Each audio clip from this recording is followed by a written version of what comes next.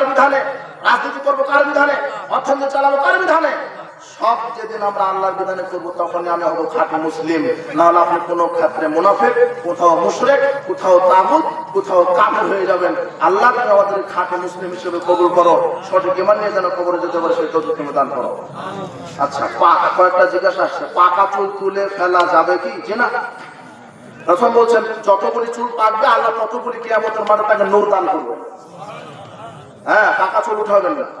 পাকা চুল মর্যাদার প্রতীক। রাসূল সাল্লাল্লাহু আলাইহি ওয়াসাল্লাম বলছেন পাকা চুল কিসের প্রতীক? অনেকে বুড়া হতে চায় না, কালো খেজাব দেয়, এদের উপরে জান্নাতের সুগন্ধি হারাম। হানাফিয়া কালেম বলেছেন আকীদা বলতে কিছু নেই, ওটা তো বলে দিয়েছে। নবী কিসের তৈরি? মাটির তৈরি।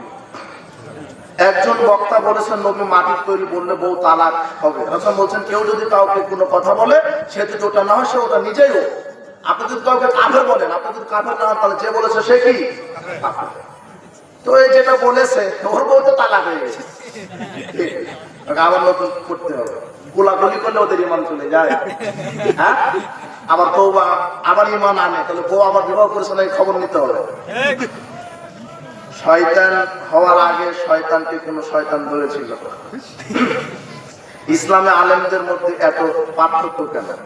ওটা শয়তানের তো একটা কাজ আছে নাকি, ও কাজ করছে। আল্লাহ আমাদেরকে ঈমানের উপরে অটল থাকার তৌফিক দান করুন।